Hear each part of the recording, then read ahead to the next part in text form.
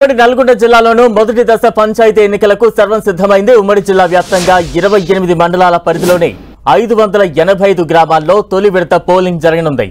ఇప్పటికే తొలి విడతలో జిల్లా వ్యాప్తంగా 45 గ్రామాలు ఏకగ్రీవమయ్యాయి.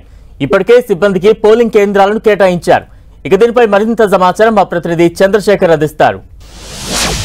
తెలంగాణ వ్యాప్తంగా రేపు సర్పంచ్ ఎన్నికలకు సంబంధించి పంచాయతీ ఎన్నికలకు సంబంధించి రేపు మొదటి విడత పోలింగ్ జరగబోతుంది. ఇటు ఉమ్మడి నల్గొండ జిల్లా వ్యాప్తంగా మొత్తం 585 సర్పంచ్ స్థానాలకు అదేవిధంగా 4772 వార్డు మెంబర్లకు రేపు పోలింగ్ జరగబోతుంది. దీనికి సంబంధించి నల్గొండ జిల్లా కలెక్టర్ ప్రస్తుతం ఉన్నారు. మేడం, నల్గొండ జిల్లా వ్యాప్తంగా ఎన్ని స్థానాలకు ఎన్నికలు జరగబోతా ఉన్నాయి, అదేవిధంగా ఎంతమంది పోలింగ్ సిబ్బంది పాల్గొంటున్నారు, ఎలాంటి ఏర్పాటు చేశారు?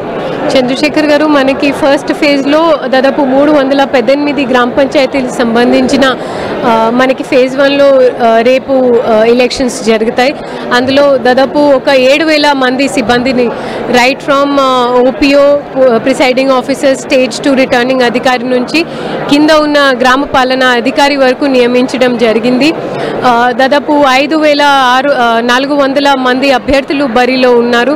మనకి ఫస్ట్ ఫేజ్లో 11 గ్రామ పంచాయతీలు మొత్తం బాడీ యునానిమస్గా ఏకగ్రీవంగా ఎన్నిక చేయడం జరిగింది. దాంతోపాటు ఆల్మోస్ట్ 253 వార్డ్స్ కూడా ఏకగ్రీవం అయినాయి. సో దాని గురించి ఈరోజు మన ప్రతి ఒక్క 14 మండలాల కేంద్రంలో మేము ఈరోజు డిఆర్సీ ఏర్పాటు చేశాము. నిన్న రాత్రి మా ఎంపీడీఓస్ థర్డ్ ర్యాండమైజేషన్ మేము అబ్జర్వర్ గారి సమక్షంలో చేసిన తర్వాత వారి టీంకి కూడా మేము వాళ్ళకి తెలియచేయడం జరిగింది.